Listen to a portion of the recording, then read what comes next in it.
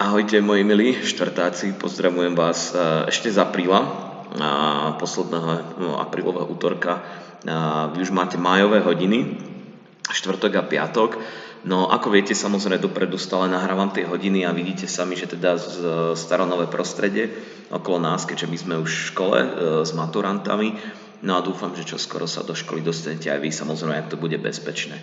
No dnes pôjdeme ďalej, dokončíme si prezentáciu o 20. storočí, 21. storočí, teda, pretože to je dnešná téma, teda súčasnosť, v podstate to, čo by sme mali možno na dejepise vedieť o súčasnosti. Mali by sme to v pohode prejsť a začať aj ďalšiu tému, a to sú naše dejiny, takže už využijete, hádam, nejaké veci pri rozhovoroch. Nezabudnite teda pracovať, okrem samozrejme odpovedí, ktoré máte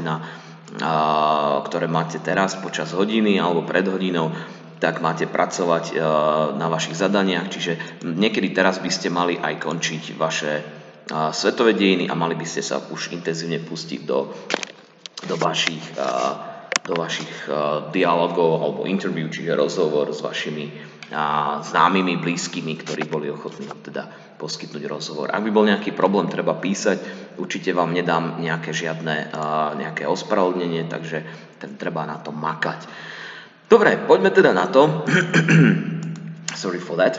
Okay, so the previous lesson we've been talking about interventions of United States of America in 1980s and 90s and early 2000. Of course, apart from America, there were many other countries joining them, but as you could have realized probably that it was a case of like American policy in this like last 2 or 3 decades. So for that reason, it's really different, and it's it depends whether the president is from Republican or Democratic Party and what are his opinions and so on. Of course, because I ended up with not Barack Obama, but of course with Donald Trump, for whom this video is in here, but because of weak internet, probably it's not going to work very properly, very fast.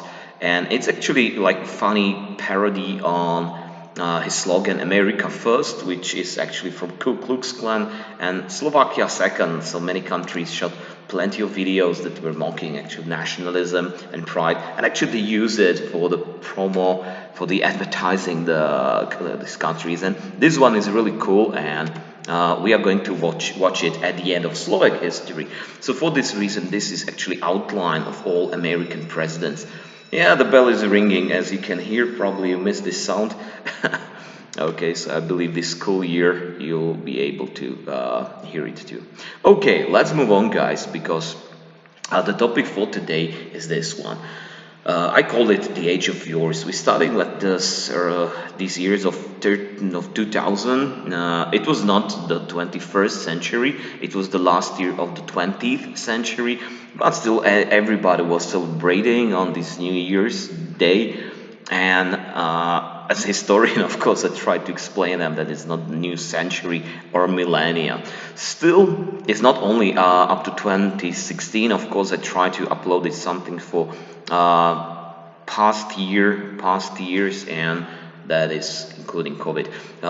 Difference is that in this presentation, you probably miss a lot of pictures, a lot of these contemporary current events happening around. So I added plenty of pictures that I'm going to analyze with all of them.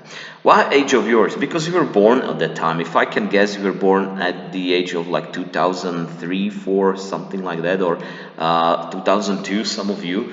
So sorry for that. I believe that you may know many of the things, and for me, it is incredible how life is going fast and so on. So what I personally picked up, so probably you're not going to have it in history books, maybe you have, I'm really not sure right now, but this is something that I would like to inform you, to give you information about. What had happened even before in 1990s was that Russia has got back on scene, that I call it. What was the point? Russian Federation, after the fall of Soviet Union, was country with President Boris Yeltsin, heavy drunk, who was kind of like funny comic figure for Russia, and that made many countries believe that Russians, yeah, on one hand they are friends, but on the other hand they are weak, and many Russians felt really bad for that.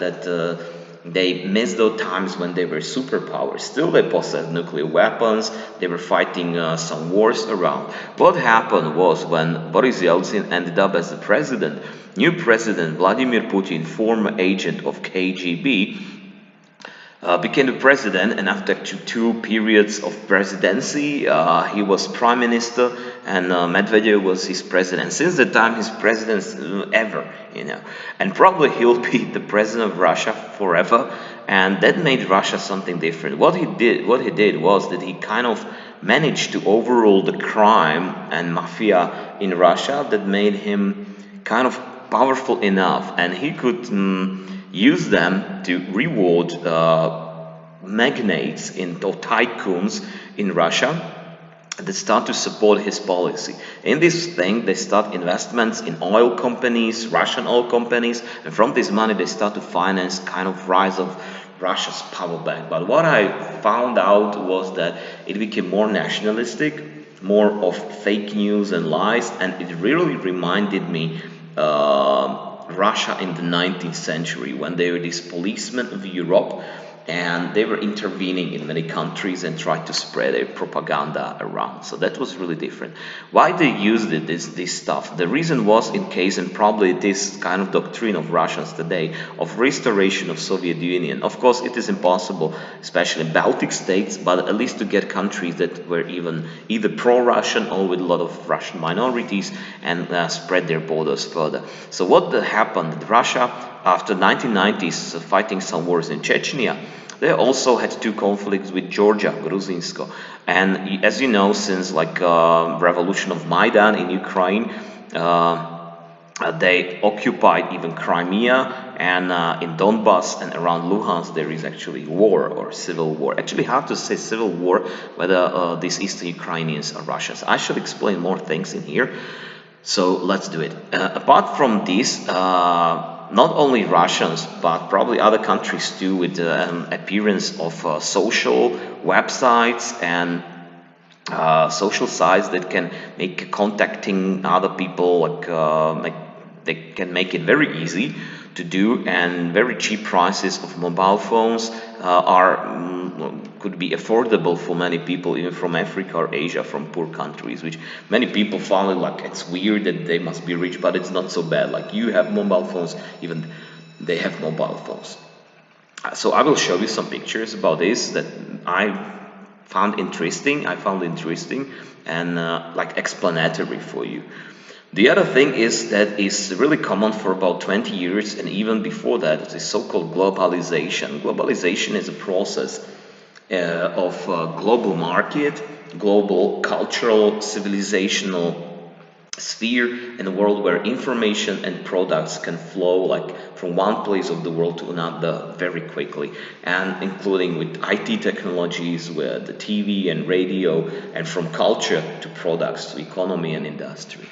So this is interesting, with even all the pros and cons, so I try to explain it. Then rise of European Union. Definitely since 2004, European Union spread it even to Eastern Europe. They accepted 10 countries. Since then, other 3 countries.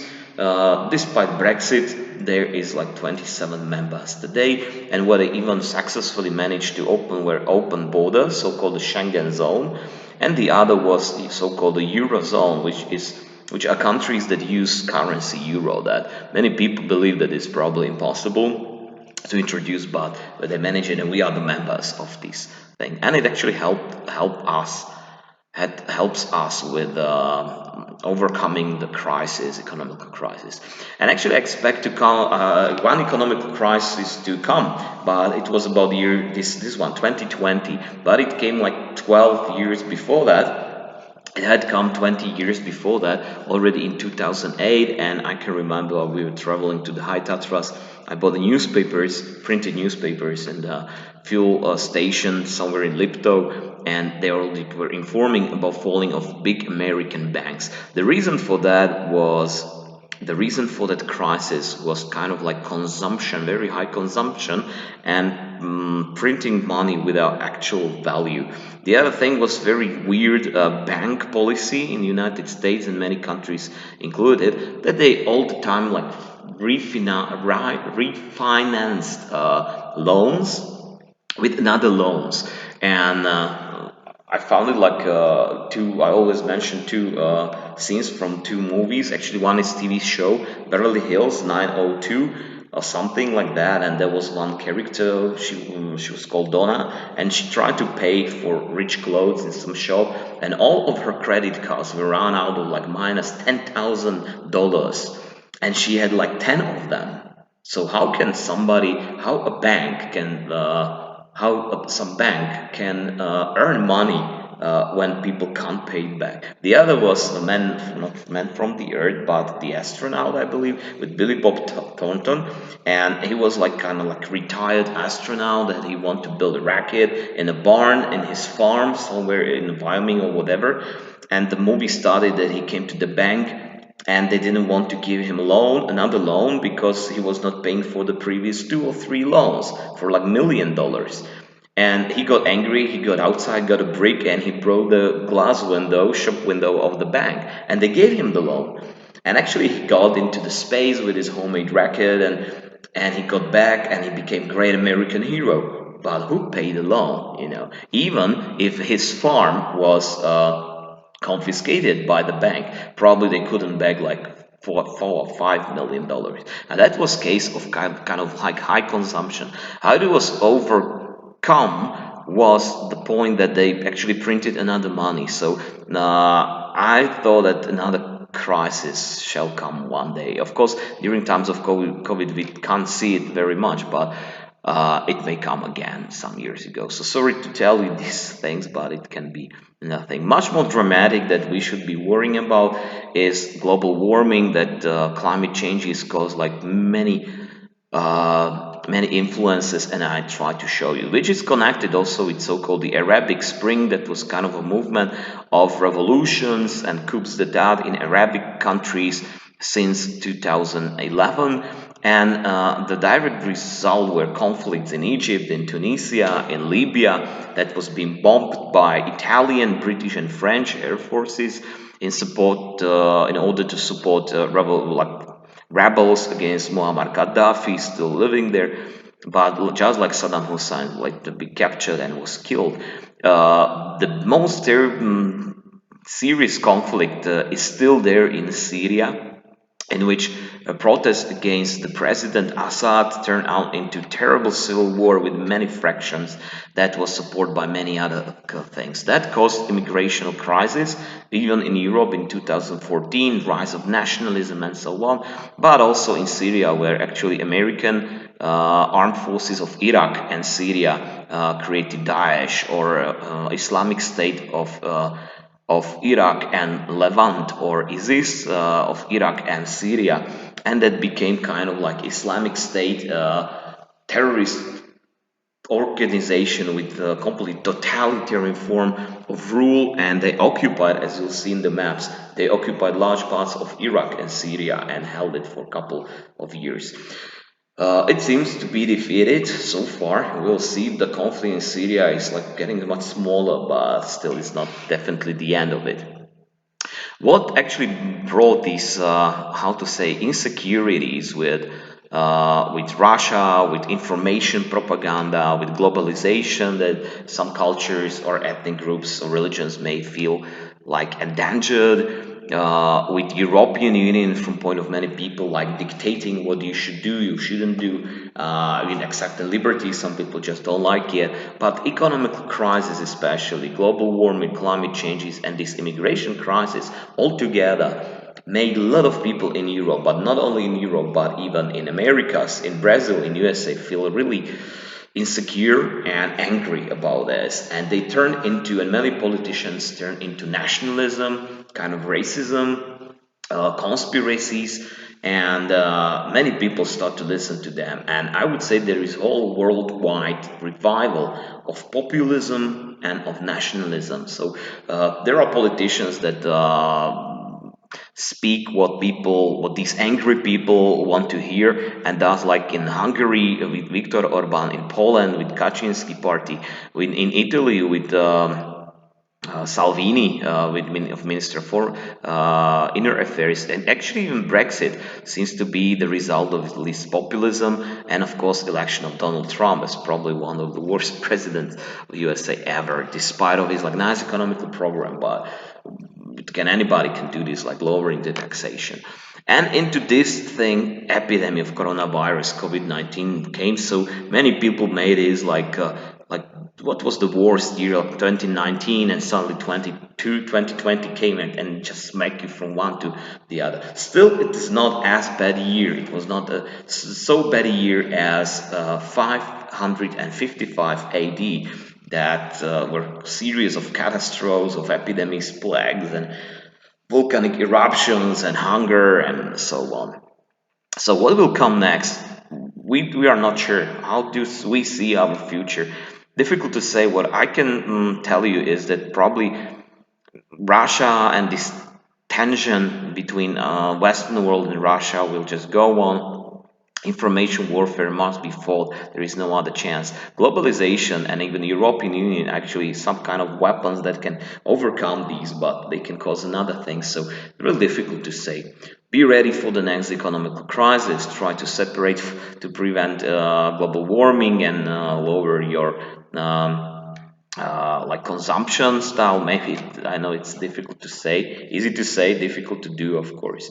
And what to do with populist nationalism? Many people realize it's not only about education and let those people think, because do whatever they want, because in Brazil or in India, where even there are these populist politicians like Bolsonaro, and suddenly they have like much higher death rate of coronavirus, COVID-19. Difficult to say. So analyze the pictures in here. It's kind of like restoration of what I told you all. I started actually mentioning Chechnya, which is autonomous part of Russian Federation. As you can see, not the only one. Adigay, Cherkess, or North of Ossetia, Karpatino, Dagestan. So there are many of them, but these Chechens were really like fighting for many years. I just tried to Google Chechen War, and including Beslan, that is Russian town, in which Chechen terrorists, after the first Chechen war, tried to start out terrorist war. In Beslan, there was a big school where about 400 kids were killed, and so on. There were actually some attacks in theaters, in underground, I mean in metro, in Moscow, and so on. Still, Chechens were, as you can see, supported with modern weapons by many Arabic Islamic lands, countries. Many of them were fighting later on in Syria, and so on. What the Russians finally managed to do was to install this guy, Kadyrov, to become the president, but actually the puppet of Putin, and investing a lot of money. But after two terrible Chechen war, so that was one of the things. But you cannot see Barack Obama in here. That is with Vladimir Putin. That was their bilateral meeting in Bratislava. But it was actually just beginning of these, like I would say, like bad events happening later on. What was the point why Russia started doing this, even with these things, that they realized that the restoration of their territories actually can be stuck at with ambitions of some countries entering European Union. When Latvia, Lithuania, and Estonia entered European Union and NATO, Russians realized that probably they have to stop Ukrainians or Belarusians from doing that. Belarus is not a problem. There is Alexander Lukashenko, dictator since 1990s. Imagine Vladimir Mečiar still ruling in here. That would be very similar. And case of Ukraine was the thing that after many years of coup d'etat, small revolutions, orange revolution, flower revolution, and corrupted tycoons ruling in Ukraine, but almost all the time they were loyal to Russians. Since one of the last revolution and demonstrations in Maidan, where these things actually turned out and escalated in actual conflict. So immediately when it started happening in these Maidan demonstrations, was the point in here that many Ukrainians just asked for new government. The point was that at the time this new government in Ukraine tried to rule in the way that kind of pull out Russians of Ukraine so they could enter European Union. The problem was that they were either like pro-democratic, European, pro-European, and the other were pro-Russians. But if you have large portion of nationalists in Ukraine and you have people who love Stepan Bandera from, maybe I will mention this today or next lesson, nationalists, they were anti-Semitic. So Russians showed them, like, look at them, they were fascists, and so on. So in the picture, in here, you can see not only Ukrainian flags and flags of the European Union, but it is red and black. It's not anarchist flag, it is flag of Stepan Bandera. Kind of, we would call it definitely these guys fascists in late 1940s. But what happened? This new government actually installed some new laws about using Ukrainian language even in the territories with very high percentage of Russian population. What I want to say, guys, sorry, is that Ukraine was created for the first time in times of Bogdan Khmelnytsky, and at the time that were territories of this western Ukraine around Kiev. This part was part of Poland and Lithuania.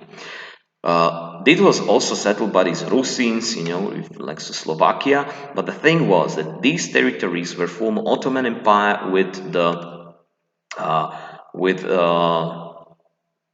sorry, I got stuck for a moment. With the Tatars living in Crimea. It was called Crimean Khanate, and these lands were conquered by Polish-Lithuanian kingdom. But during this uprising of Bogdan Khmelnytsky in 17th century, these Ukrainian Cossacks separated from Poland, Lithuania, and for a while they were independent, but then they were persuaded by Russians to join Tsardom of Russia. Since that time, Ukrainians and their borders spread it further on. During the times of Peter the Great, they conquered even partially around territories around Azov, including Donetsk, and even Crimea. Since now, in 19th century, when Russia was a really strict nationalist country, the Tsardom of Russia, Russian Empire, so they actually moved a lot of Tatars to Siberia or to Central Asia, and they settled just like many other countries, including Latvia or Kazakhstan, with millions of Russians. Does this happen that in the 20th century, when there was Soviet Union, Ukraine seized independence for a while, it was much smaller, but Russians took it back in 1920-22. But when they formed the borders of Ukraine within Soviet Union, so the borders were made kind of in a historical way, but including actually, as you see, more than 50% of Russian people. Actually, I met some guys from Donetsk already in 1990s, and I tried to speak some Ukrainian Rusin words at them. They didn't understand and tell me, actually we are Russians and not Ukrainians. So that was the first time I realized it, and when I saw it, actually understood that many Russians rather wanted to be part of Russia. But of course, Ukrainians wanted to keep their country together, and what was the best move they did? That they actually kind of restricted usage of Russian.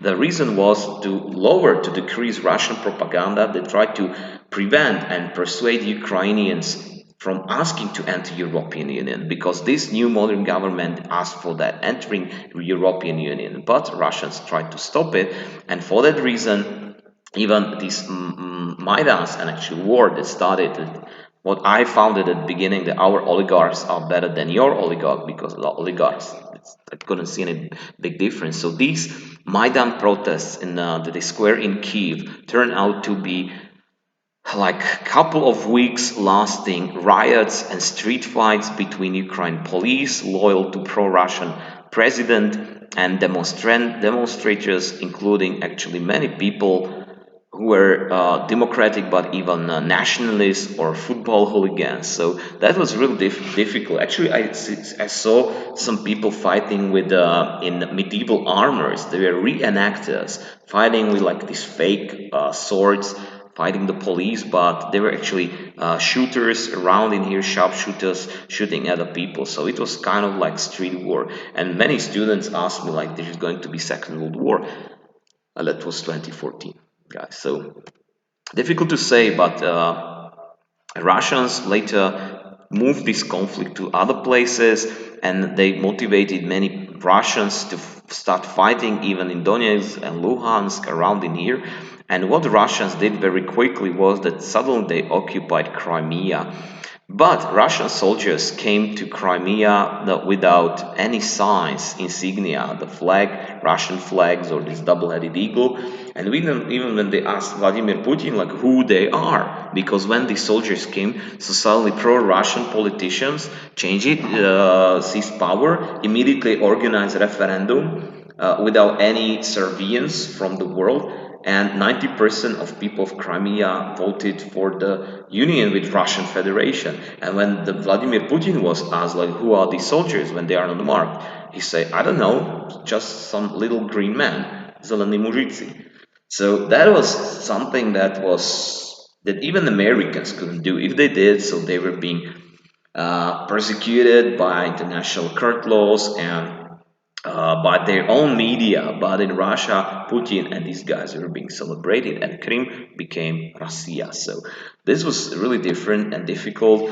And what Ukrainians didn't have, what Ukrainians missed compared to, let's say, Estonians, Latvians, including even Slovaks or Romanians, is they were not members of European Union. And Russians, they knew that this kind of alliance, economical, political, would definitely cause the loss of Ukraine in terms of Russia. If you ask me how it could be solved, this problem, probably division of Ukraine, but it must be done that Russians have to withdraw from here. There must be fair election with fair, not propaganda, but like political debates, for example, and then referendums. And in case referendums wouldn't work, so Ukraine should be kept together definitely, and because an anti-European Union. Why not? They had to fight. They had to fight for that because they got some motivation to improve life for their people, to start up the economy. But as I said, for Russians, it would mean that they would lose it.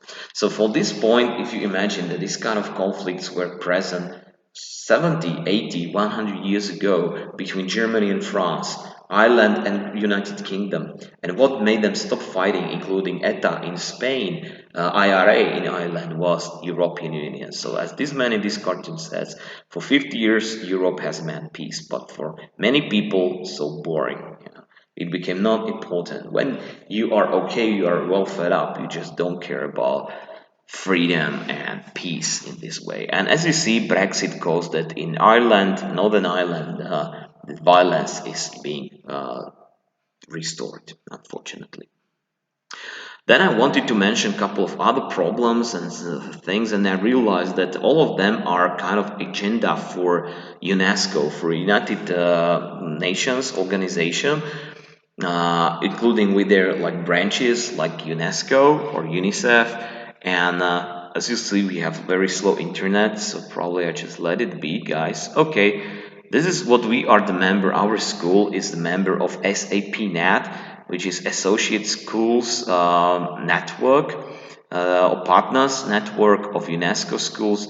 And that's why we try to organize many things around here, from like ecology, reading, from art, and global problems and so on. So geography, art and culture, maybe biology, sometimes history, you see that many things are in here that can be talking about problems in here. What I mentioned in here is also kind of equality, or still very high inequality in many parts of the world, and including all these goals of sustainable development without erasing poverty, with zero hunger, that we should like be so we should have more solidarity with other countries, with good health, education, gender equality, very important in less developed countries, clean water, responsible consumption, sustainable cities, reduce inequalities anywhere, industry, innovations, and climate action, and many things with protection from land and water to partnerships. So that could be ideal world. Like in this picture, when I was looking for some picture to illustrate you globalization, what does it mean? Somewhere in the mountains of China, there are pianos being built, transported by huge ships or airplanes across, or railways across all the world, including like money and computers and products that you just go shopping, and the development goes up, and schools with renewable energy finally plays the piano.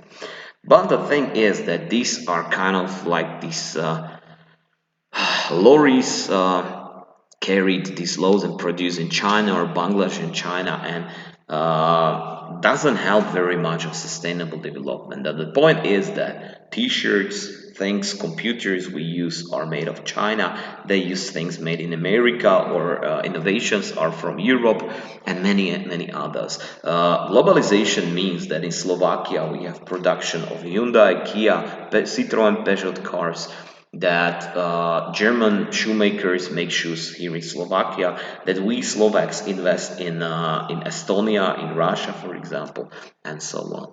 So this is a really interesting fact, and what made like the world one global market, but including with also some positive effects, but negative effects, including with pollution, with the problems that are caused by pollution, how to solve them with ecology.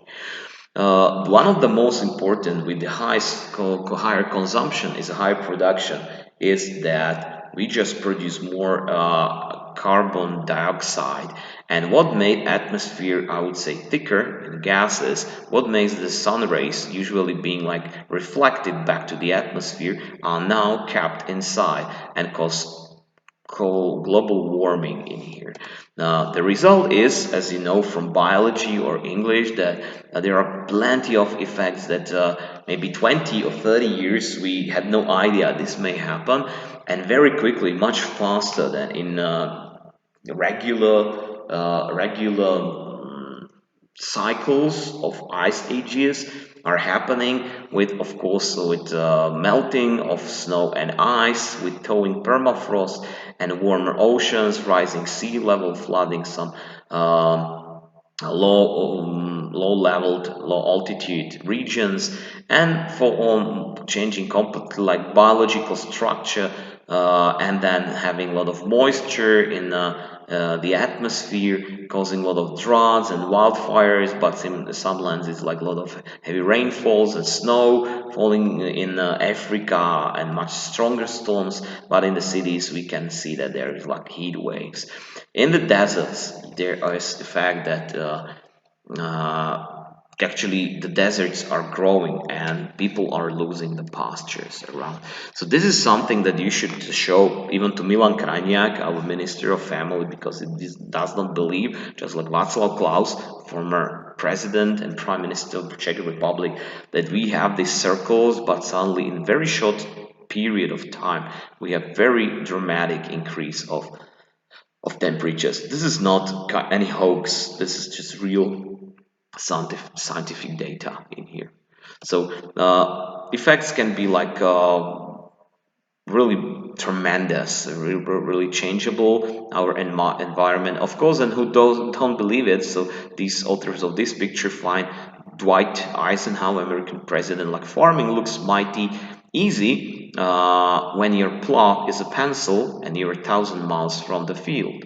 So this is interesting that people who are not affected by this can hardly imagine, from Australian fires and pollution and floods in like low countries, or spreading deserts and so on. So this is really difficult to do. So none of the cartoons in here depicts some side effects of it, and a big important side effect is what I showed you, that polar bear probably like much thinner than in the picture, but it causes also that there is no water in many countries, with high natality in Africa and Asia, coming to the seas and making revolutions, but still angry. And this is kind of a picture of Arabic Spring. I picked up Egypt and this interesting picture where people, the Egyptians, believe that it's really big changes, that they can come up to democracy. But when these dictators gave up their power, so usually in elections many angry people got even angrier, and they elected for radical movements or radical parties, which in Arabic world it means Islamic. For example, here in Egypt, Muslim Brotherhood is powered by It's not so as bad as in Syria. And you can see that many people holding iPhones and telephones because Chinese produce them for the same price, selling them for the same price. If you buy a telephone for like to order of paying some money, so they can do it too. They can have it.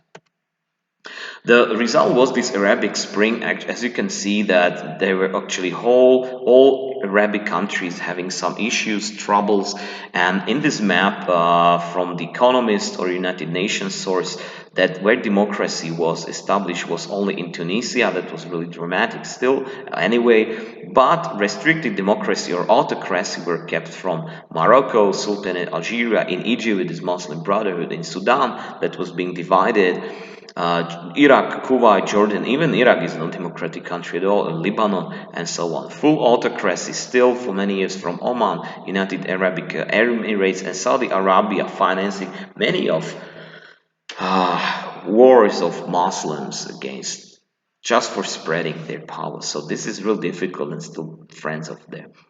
And failed state or civil war, definitely in Syria, in Libya after the death of Muammar Gaddafi, and in Yemen where there were too many other things. So this all case that people who suffer during this like climate changes because they're losing their land and source of living, so they're coming to the seas and causing these like dramatic changes in here. So it's real difficult to say like what would come later when even more people can be hungry. In Syria, that caused really very difficult to explain what was the civil war. Basically, it was against Syrian government led by President Assad. They had like serious like opposition, but then there were many fractions like Kurds in the north of Syria, were in the Syrian Kurds or many others. And now you see that whether they are friendly, neutral, or unfriendly, and you see there are already differences. Then Turkey entered this conflict to support partially Syrian opposition, not very much Assad, but fighting the Kurds. European Union and United States started to support Syrian Kurds, but not very much, so that changed a lot. Israel entered this war.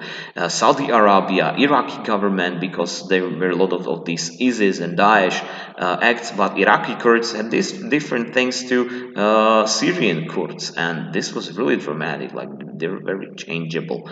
Then we have Shia militia supported by Iran, and then we have Al-Qaeda still fighting. And you know what is funny thing? That Al-Qaeda was neutral only to Syrian Kurds, but enemy to everybody else. But still there was one organization, one army that was enemy to everybody, and that was Islamic State of Iraq and Syria, ISIS or ISIL, or called Daesh. These are a couple of every year I do a changing map of current situation in Syria. As you can see, yellow they were Kurds occupy. Green was, I believe, that was opposition. Yes, that was opposition. Red was President Assad. Blue was Israel and Hezbollah, and black was Syrian state. So that was probably the most difficult period for them, and only in the north, Syrian Kurds were able to stop them, called Peshmerga. But these guys were anarchists, or I would say leftists, that was traditional. So when Donald Trump seized power, he stopped support of these Kurds, what made Islamic State winning in here. But then Russians entered this war with the support of President Assad with Russian Air Force, which made them like defeating Islamic State, but also the opposition. So if you want to know more about this, so it's really complicated mosaic in here, even with flags and how they are allied or friendly or hostile to each other, with many fractions around, and Islamic State as the enemy of all in the middle. So if you want to watch it, I may try to open it despite of slow internet, and that's Syrian Civil War day by day. So far I can check the time, it's okay, 22 minutes, and as you can see it's really slow.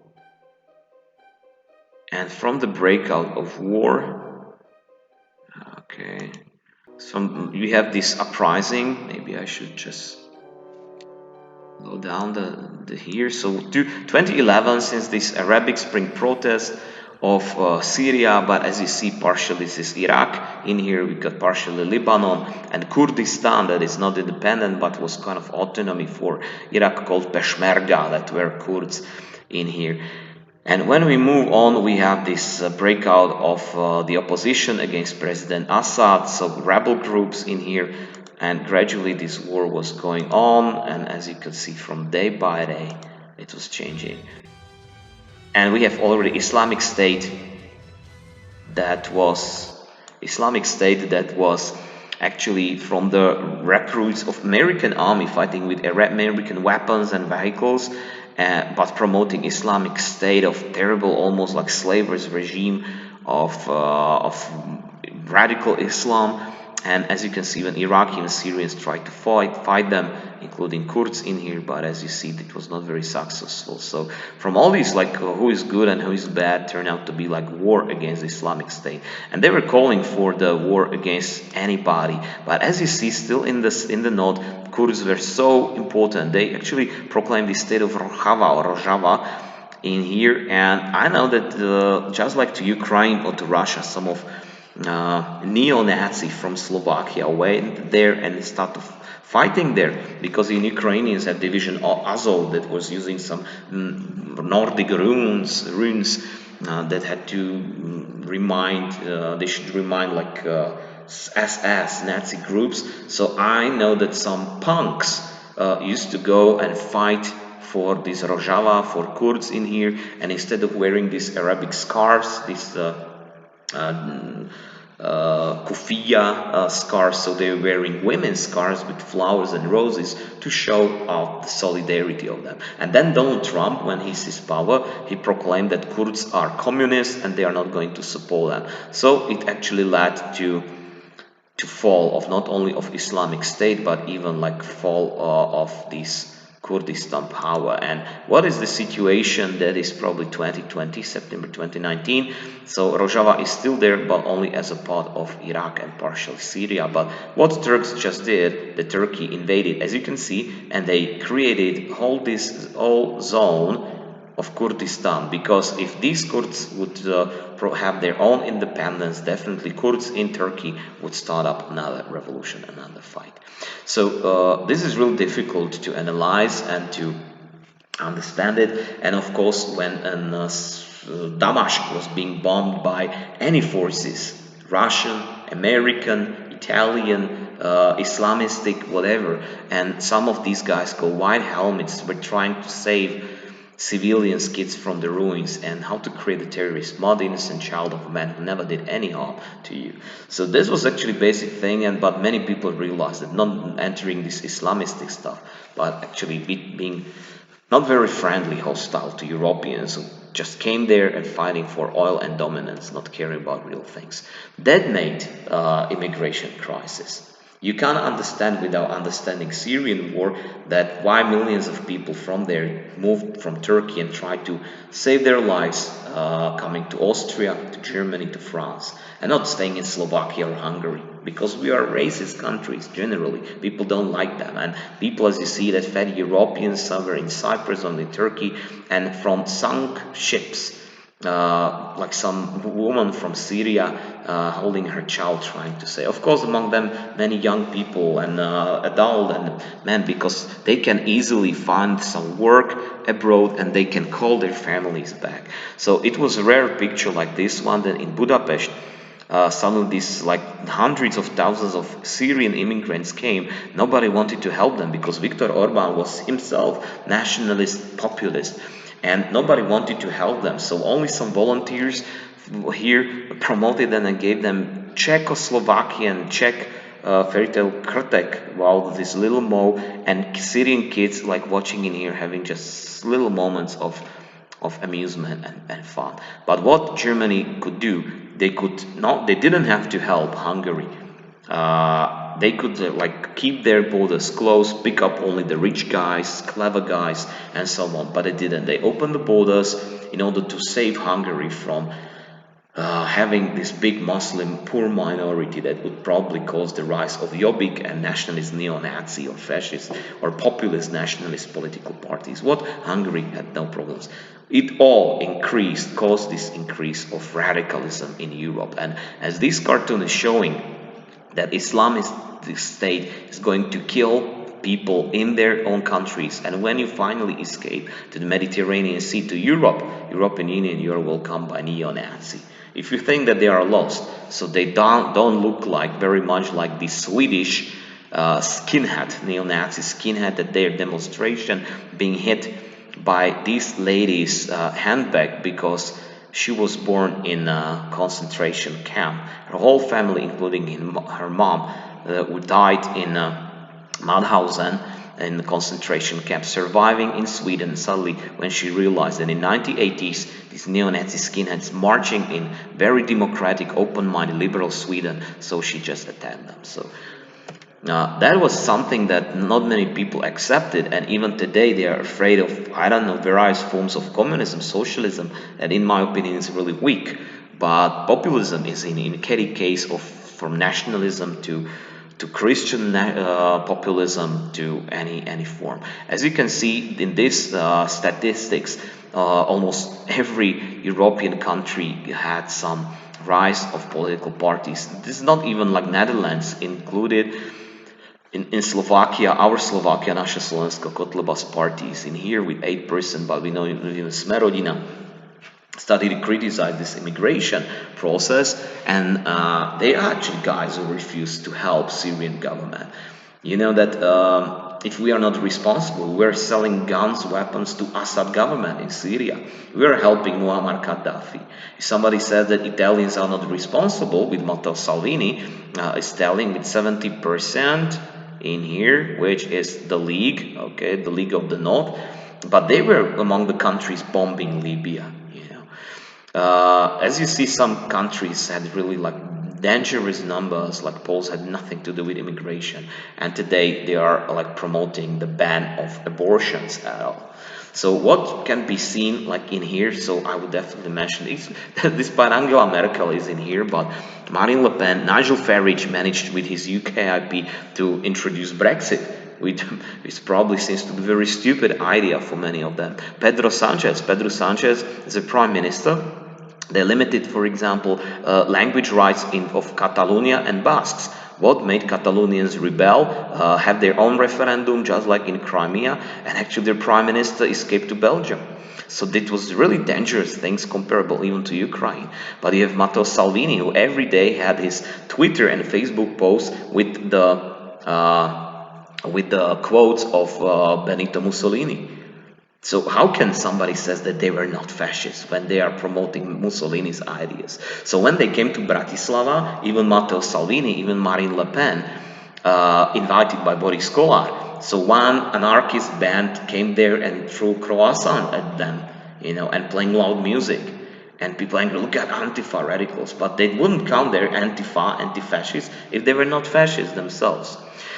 Tsipras, for example, Sebastian Kurz in Austria, Jaroslav Kaczynski, like homophobic, misogynist guy, and Viktor Orban is like legendary dictator, I would say. He completely destroyed all free media in Hungary, and I got a lot of friends in Hungary, and they are actually happy to have at least Slovak, Hungarians, Magyar media like UISO that are really free and not occupied by Viktor Orban. So another cartoon in here is like, as Donald Trump said, that make America great again, repeated by many others, like AFD in Germany and so on, like all these guys in here. Another video that I edited that I wanted to show you is this one, but because we have like weak internet connection, I'm going to do it. So when Europe is united at last, so many people just scream down with Europe, because we are bored with Europe. We are bored with peace, with understanding, with solidarity, with cooperation. How to say? It's your times, guys, and you will decide.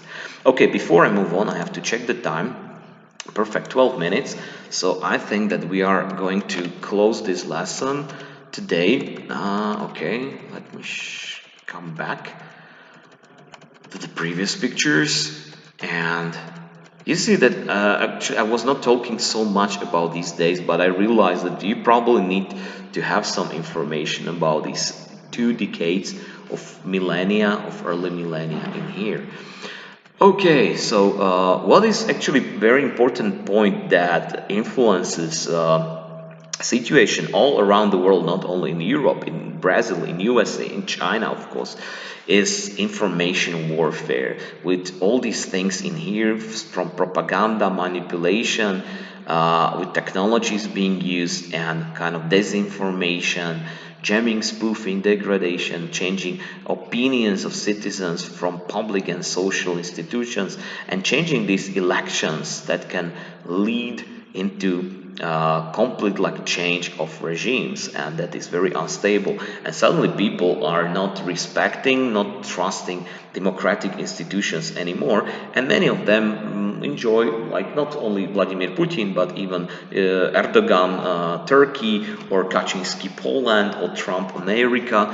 And it's not about like protection of democracy and freedom from everybody. So just like this picture is based upon information technologies and having like all this IT stuff affordable for many people around in here, that from both sides it's difficult to say. Still Russia, and not, I wouldn't say Russians, but their government, Putin and the Kremlin and their armed forces are actually leading kind of this information warfare, because propaganda had already helped them in the 19th century, also in the times of Soviet Union, and they understood that if you manipulate, if you can change opinion of the public in this country, so this country, despite it was being attacked by Soviets in 1968, can be supportive for Russia. I speak about Slovakia.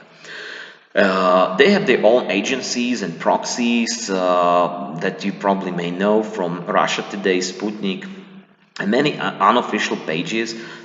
Sorry for that. We have also in Slovakia plenty of them, from Zemavek and many others, and hlavné správy, that actually can vary from radical left, like communists, to radical right, like neo-Nazi parties. But Russians, they don't mind.